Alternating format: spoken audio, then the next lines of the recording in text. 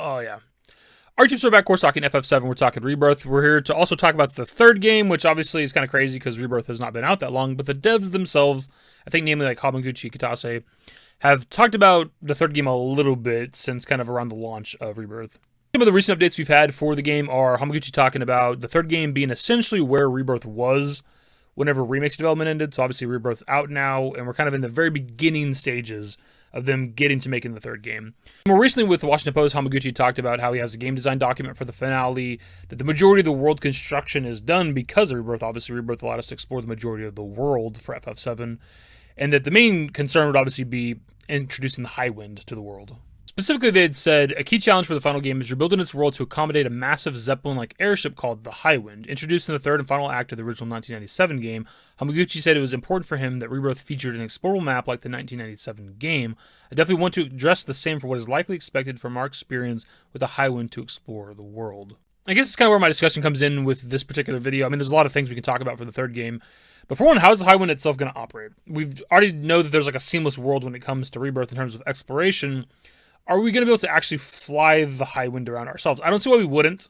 I'm not necessarily concerned about that so much because I don't know why they wouldn't allow us to do that. Because the vehicles that we do get in Rebirth operate as they did in the original FF7. Like the buggy, obviously, you just drive around. Nothing special there necessarily. But the Tiny Bronco is actually an improvement upon the Tiny Bronco from the original FF7, where that was only the shallow waters, right? Whereas you actually get to drive around in the actual ocean, the Meridian Ocean, with the Tiny Bronco in Rebirth, which is nice.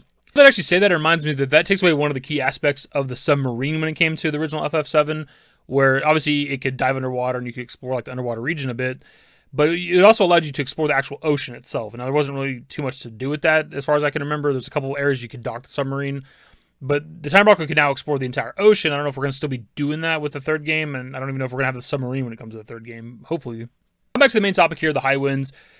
I'm just wondering how seamless the world will actually be and if we're able to actually control it ourselves. Because when it comes to something like the Tiny Bronco, even though it is technically improved on the original FF7, you can't just get out of the Tiny Bronco wherever you want to, right? Like, you have to actually go to like a harbor sort of thing somewhere in the world to get out. You can't just pull up on some land and get out like you could in the original FF7, and I'm wondering if this Highwind's going to be the same.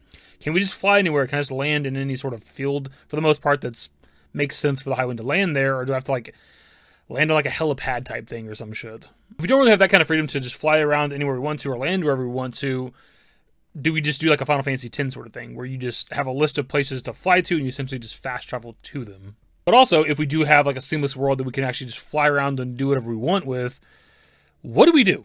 Like, because based on the original FF7, we should be getting the Highwind relatively early-ish into the third game. You get it pretty early into the second disc, right? After Forgotten Capital, you go Icicle Inn, Great Glacier, Guy's Cliff, Whirlwind Maze, and North Crater, and then Junon. And then the Escape from Junon is where we get the Highwind, right? So that's relatively early-ish into the third game's like story, I guess. But with the ability to just fly around the world, how do you handle the story stuff? Because a lot of the progression in Rebirth was halted by the story, right? Like, you can only go so far on foot, then we gotta take the boat across the Costa del Sol and stuff like that, right? Like, you don't have this vehicle that allows you to just fly around the entire world at all times. Otherwise, you could skip a lot of the journey, right? So once we have the Highwind, like for example, Wutai. Wutai's not in the second game. It's going to be in the third game. I presume there'll be a story element there. But once we have the Highwind, unless we go to Wutai directly after getting the Highwind, what's to prevent us from just flying directly to Wutai? But what happens there as well, right? But all the backtracking. So like once we get the Highwind, if I fly back to the grasslands, the calm Chocobo Farm area, or Chocobo Ranch, what do we do there? Because we already have a precedent set for how the open world is kind of handled when it comes to the regions with Rebirth, right? The world intel stuff. That's pretty much all you do. You do some side quests when you get to an area, some mini games, and then it's world intel shit. But we've already done that all with Rebirth. So I'm also very curious how that'll be handled. Like, what are we doing in these regions that we've already kind of done everything possible in the previous game, right? Do they just add more world intel shit with Chadley?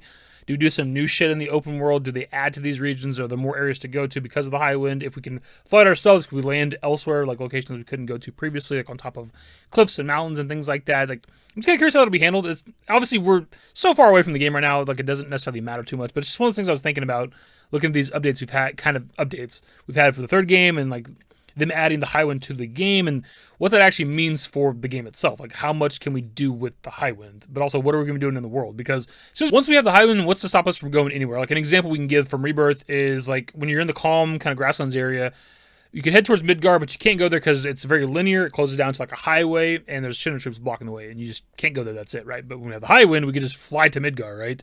Unless there's some sort of arbitrary bullshit, like you get too close to the Midgar area, and like Sid's like, we can't go there, and it turns the Highwind around. You got to go a different direction. Like, besides that type of shit, there would be nothing preventing us from going there and landing there. Now, maybe we can't get inside. Maybe the gates are locked or something like that. They could do that as well.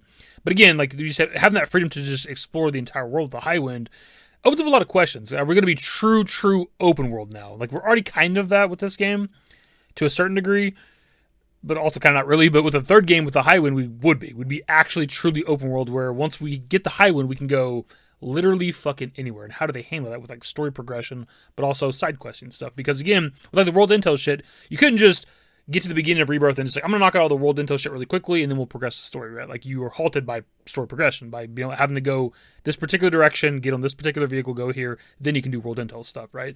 With the Highwind, if there is, like, world intel shit when it comes to the world, like, we could just fly to each and every region and get that all done one by one, right? Like, actually, speaking of the world intel stuff, like, there almost has to be that in the game, because, like, Charlie's whole thing with the world intel shit is one, like, archive all the intel and data and stuff from the world, right? From all the regions. And there's other regions we haven't done that for yet, like the Wutai region, the Midil region, the Northern region, all that other shit, right? The continents, whatever you want to say. And it'd be kind of weird to get to the third game and not do that for those regions. Why wouldn't he want the intel and the data from those regions? But also, if we're doing them for those regions, what are we doing for the other regions that we've already explored in the second game? Essentially, when it comes to the third game, my concerns don't lie with the story stuff, because there's still so much story left, right? We have all of Disc 2, and what little bit is on Disc 3, of course, when it comes to the original FF7. Like, the story elements, there's plenty of shit left, right? There's a lot of backtracking. There's some areas we go to for the first time on the second disc, and we backtrack to them on the second disc. We also go back to a lot of areas that we visited on the first disc, right? So there's a lot of backtracking when it comes to, I guess, the rest of the FF7 story here. But my, I guess, concerns lie with what are we doing, like, besides the story? Because, like, with Rebirth, it's about a 40-hour game, right? But it's like a 100-hour game if you're trying to do everything else, right? The bulk of the content is all the side shit.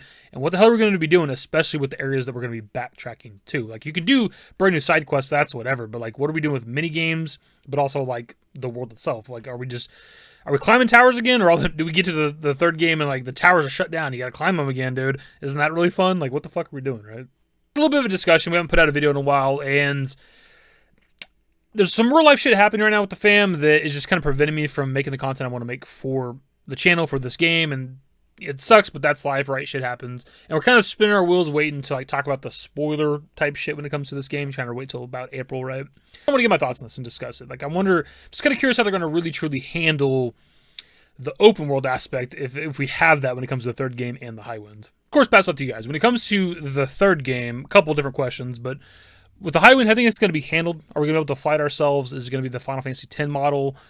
I don't see why they wouldn't let us fly it, because the whole thing they were doing, at least for sure with, like, Rebirth, is trying to capture the magic of, like, the first game, right? The first original PS1 game.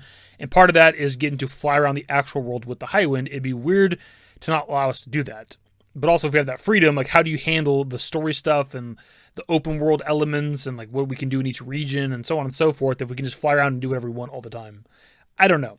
But also, what do you think we're going to be doing? Like, if we backtrack, if you take the Highwind and fly back to the grasslands or the Junon region, what are we doing in that area? We've already explored it a lot, and the regions are great. I think they all look great. Some of them are very fun and nice to explore. Some of them aren't so much, which we'll talk about in an upcoming video.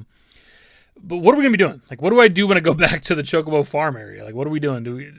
Are we just more world intel shit? We fight more monsters, we climb more towers, or are we doing something brand new entirely? Anyways, that's the video. Subscribe to the channel if you guys are new. System works in the description below. Follow me on Twitter, _DaveYT. That's it. Bye.